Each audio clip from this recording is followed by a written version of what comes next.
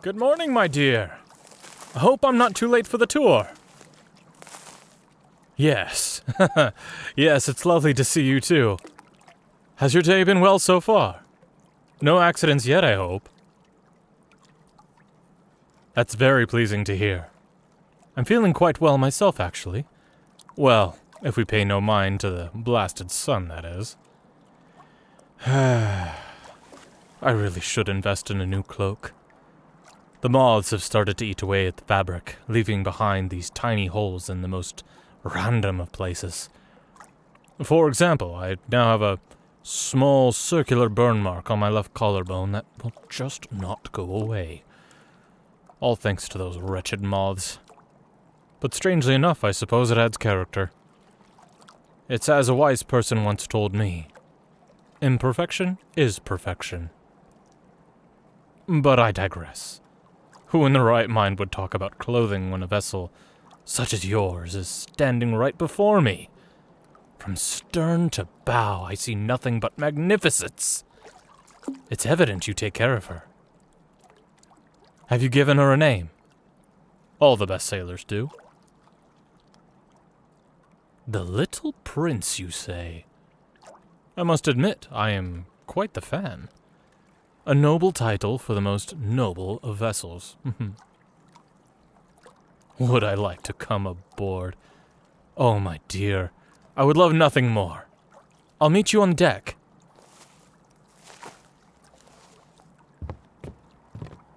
The sound of the deck beneath my feet is wonderful. Makes me feel alive again. You're quite lucky to experience this every day. I understand that you're familiar with boats in the sea, but that doesn't mean you should take it for granted. You see, to be able to take on a vessel and her many laborious tasks is a privilege only a select few of us possess. Yes, this may be a coastal town filled to the brim with sailors, but that doesn't make your position any less special. We're part of a community here, and by God, what a perfect community it is. I apologize, I suppose I got a bit carried away for a second. But that doesn't make my words any less true. I believe what I'm trying to say is that you should appreciate each creak and demand of your ship, as it is a privilege to do so. You can gaze at me with those amused eyes of yours all you'd like. But you must remember what world I speak from. A world of nostalgia. A world of unbridled joy for a profession long gone. The sounds of simple footsteps may mean nothing to you, but it means absolutely everything to me. So again, I apologize if I begin to speak with a sort of whimsical air. I can't help myself. Yes, right, the tour. Please, lead the way, my dear. I'll be right behind you. Oh, you need to fetch something first. Yes, of course I can wait. I won't take another step until you return, I promise.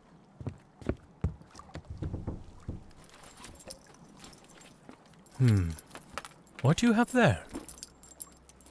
A gift? For me? Oh, you really shouldn't have.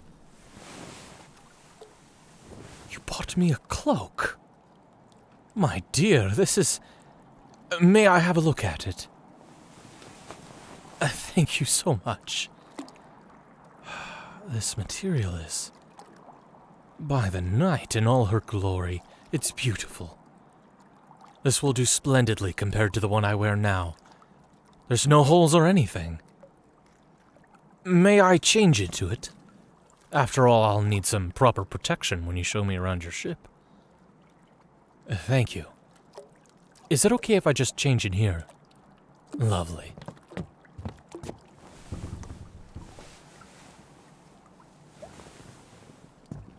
I must say, this fits rather well. You estimated the size perfectly. See? It covers me entirely. I'll never be sunburned again. Oh, you really didn't have to say that. But thank you for the praise. I'm glad you're as much a fan of this look as I am. Now, lead the way, my dear. I'll be right behind you. Ah, yes. Your mainsail. Delicate, but at the same time, strong. A good main should be able to withstand the unruly forces of the salty winds, without giving way to a single tear. And yours looks as strong as ever. It's beautiful. And over here is where you keep your fishing nets, yes? I'm sorry, but what material are these made from? Cotton, you say? Very impressive.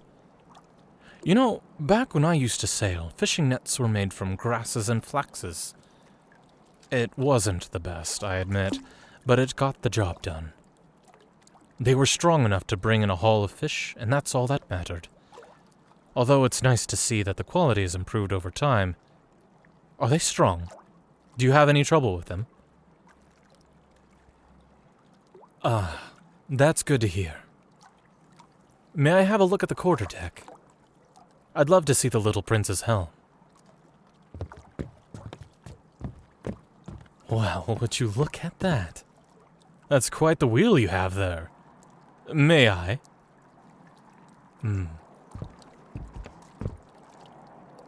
Extraordinary. This is mahogany, yes? I thought so. I can also feel the support of the fellow at each turn. The engineering and craftsmanship is outstanding. My dear, if you could send me in the direction of your craftsman, I would forever be in your debt. Don't worry. I was only joking. After all, what use would I have for a boat these days?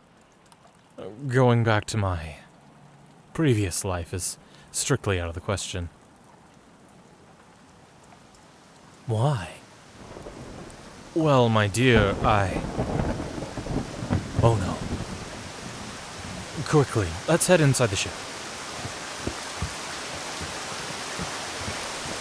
Are you okay? You're shivering. Here, take this, I insist. Does that feel better? I understand that the cloak was a gift, but I have no use for it at this moment. Although, I'm afraid I can't say the same for you. You're absolutely freezing. Don't worry. Here, let's focus on getting you warmed up. By the look of everything, I assume you didn't anticipate the sudden change in the forecast. Although, to be fair, neither did I. We've had a wonderful summer, but I'm afraid autumn is on the horizon. We should expect more rain in the days to come. Yes? What is it? Oh, yes, right. Before the downpour, I was talking about my previous life. Well, my dear, I never told you about that night, did I? The night was... The night I became... this. A creature. A cruel, primitive creature of the night. I did mention it by the harbor, yes. The night we first met, I spoke of a man who stole everything from me. A man who was able to steal away my summer and curse me with an unending winter. And that storm. The rain. It was the most miserable night of my life. Yes, I think it would be best if we sat down for this. I suppose I should tell you everything. It's only fair after the kindness you've shown me. Although there's quite a lot to unpack. Are you sure you want to listen? Thank you. That means a lot to me. I'll start from the beginning.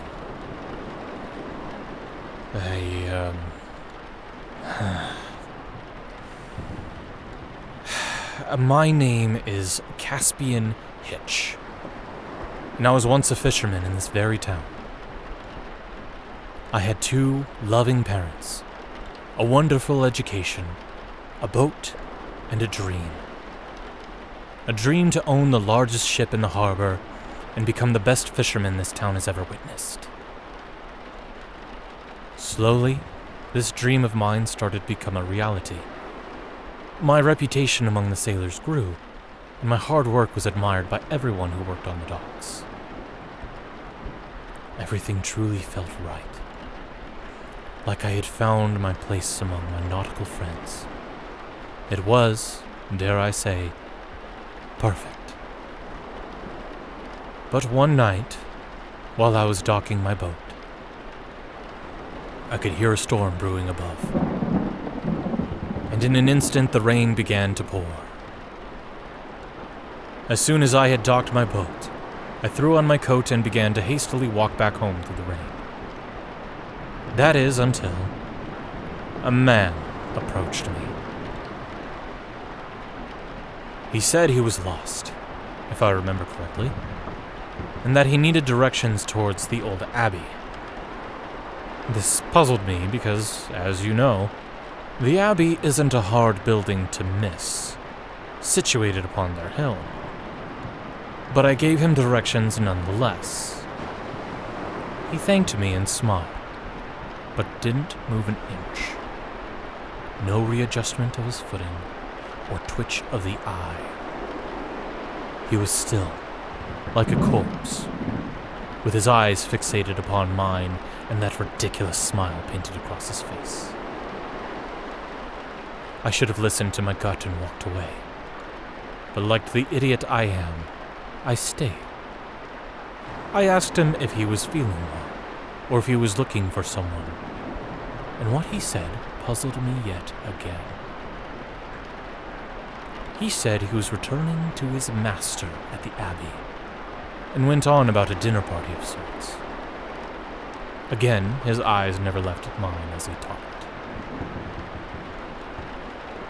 And then, unprompted, he stuck out his cold, pale hand and said that I could join him. That the others would love to have me for dinner. Of course, I said no. Midnight dinner parties in an abbey in the midst of a storm wasn't appealing to me in the slightest. All I wanted to do was return home and go to sleep. So, after refusing his offer, I stepped away and resumed my journey home. But he didn't like that. Not one bit. In seconds, he grasped my arm and pulled me towards him, before dragging me into a dimly lit alley. I fought the best I could. I punched and kicked and yelled, but it was no use. I had no idea what kind of man I was up against. And this I learnt very quickly when he unhinged his jaw and presented his pearly white fangs, coated in his thick saliva. He had me pinned down to the ground before I could try anything else, and in an instant he whipped his head down to my neck and ripped his teeth through my skin, piercing my artery. The pain was agonizing, but the ache was even worse when he began to suck. Once his teeth had penetrated my flesh, he wasted no time in drinking me dry. He gulped down every last drop and left me as a husk on the floor of the alley. I remember how hopeless I felt, laying on that cobbled floor, feeling the rain as it hit my face. I remember waiting for that bright light people often speak of when death comes to take them away. But that light never came. Instead, I saw my family, my friends, my dreams, and my beautiful boat all slip through my fingers. I had lost everything, all because I spared a moment for a stranger. But is that really such a sin? We've gotten along just fine, haven't we? It's all his fault. He made me into this, all because he was hungry. I should have kept walking. I never should have talked to him.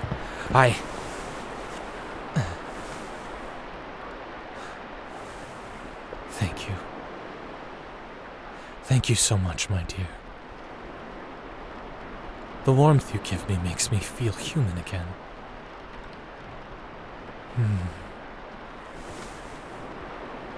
My dear, would it be okay if I slept here for the day? It's still raining, you see, and it's almost midday, and Thank you. I don't think there are any words to describe how grateful I am for your hospitality. Are there any beds on board? Just through here. Thank you. My dear, Thank you for lending your ear to me once again. I mean it wholeheartedly when I say how grateful I am. Not just for your actions, but for you. You are exceptional. Also, please, there's no need to be so formal. You know my name now. You can call me Caspian. I really don't mind. Once the sun sets and I wake up, I'll walk you back home. That is, if you'd like me to do so. Lovely. In that case, I'll see you tonight. Promise me you won't overwork yourself while I sleep. That's good to hear. Also, if you need anything, and I mean anything, don't hesitate to wake me up. But for now, take care of yourself, my dear. And thank you once again. I'll see you at dusk.